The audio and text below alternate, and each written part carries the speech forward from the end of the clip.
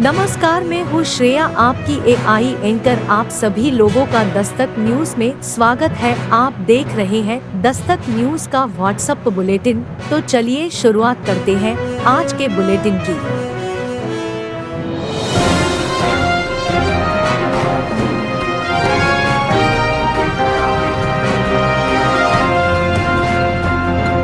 आप देख रहे हैं दस्तक न्यूज। बच्चे हो, युवा हो या बुजुर्ग हो, प्रत्येक पीढ़ी तनाव से गुजर रही है। जीवन से प्रेम तत्व का लोप होता जा रहा है। इस संघर्षपूर्ण जीवन में हर कोई दबाव में है, किंतु हम दूसरों की परिस्थिति समझने का प्रयास ही नहीं करते।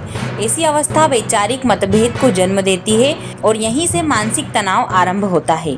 वैचारिक मतभेद के कारण ही लगातार परिवार टूटते जा रहे हैं। बच्चे स्वयं में सीमित है और उनके अभिभावक उनकी अपनी समस्याओं में सीमित है। परिवार टूटने के कारण ही अपनी बातों को साझा करने की स्थितियां नहीं बची है।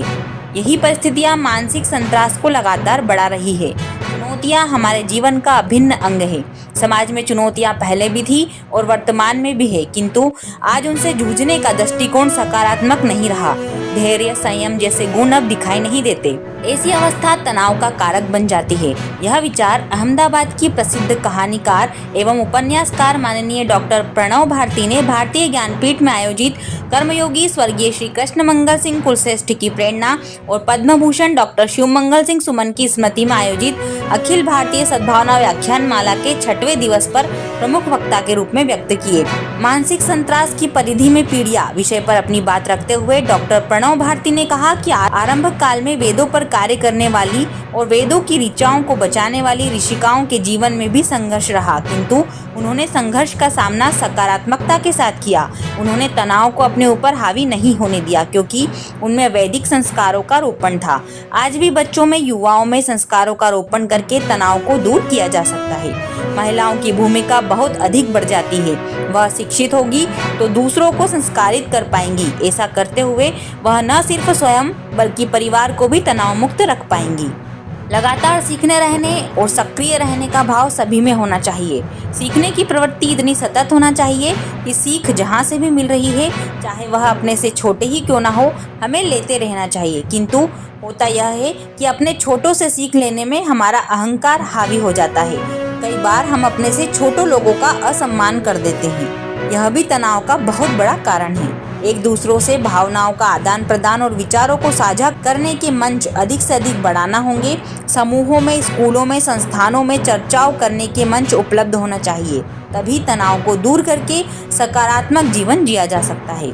समारोह की अध्यक्षता करते हुए प्रजापिता ब्रह्म कुमारी ईश्वरीय विश्वविद्यालय नागदा क्षेत्र प्रभारी ब्रह्म कुमारी पूनम बहन ने कहा कि तनाव कोई रोग नहीं है, बल्कि तनाव एक प्रकार का दबाव है। जो भी इस दबाव को सकारात्मक ले लेता है, वह कोई कविता बना लेता है या लेख लिख लेता है। तात्पर्य यह है कि दबाव को सकारात्मक लेने से वह किसी सृजन को जन्म देता है, किंतु दबाव को नकारात्मक रूप में ले लेने से वह तनाव का भागीदार होता है। तनाव को दूर करने के लिए हमें परिस्थिति को स्वीकार करते आना चाहिए। इसके अतिरिक्त हमें धैर्यतापूर्वक सुनने का गुण भी अपनाना होगा। होता यह है कि हम दूसरों की बातों को सुनने की अपेक्षा स्वयं की बातें कहना अधिक पसंद करते हैं, जबकि दूसरों को सुनने से ही उन्हें समझने का अवसर मिलता है। भावनात्मक संतुलन का होना बहुत आवश्यक है। कुछ लोग होते हैं जो शिकायत मोड पर रहते हैं और कुछ होते हैं जो समाधान मोड पर रहते हैं। हमें हमेशा समाधान मोड पर ही रहना चाहिए। हमारे जीवन में कई प्रकार की रुचियां होंगी। हमें उन रुचियों पर ध्यान देना होगा ताकि जीवन और अधिक सुंदर और सफल बनेगा। कार्यक्रम के आरंभ में संस्थान की शिक्षिकाओं द्वारा सद्भावनापूर्ण गीत की प्रस्तुति दी गई। व्याख्यान माला को उज्जैन के पहले कम्युनिटी रेडियो दस्तक 90.8 FM पर भी सुना जा रहा है। व्याख्यान माला को सुनने के लिए भारतीय ज्ञानपीठ के सद्भावना सभागृह में advocate Shri Hardayal Singh Thakur, Shrimati Manoj Dwivedi, Shri Atul Sharma, Shri Pradeep Joshi, Shri MS Lohia, Shri Devraj Singh Dagor, doctor Pilkendra Arora, doctor Shailendra Parashar, Shri Khushal Singh Wadhwa सहित बड़ी संख्या में बौद्धिक जन और पत्रकार गण उपस्थित थे।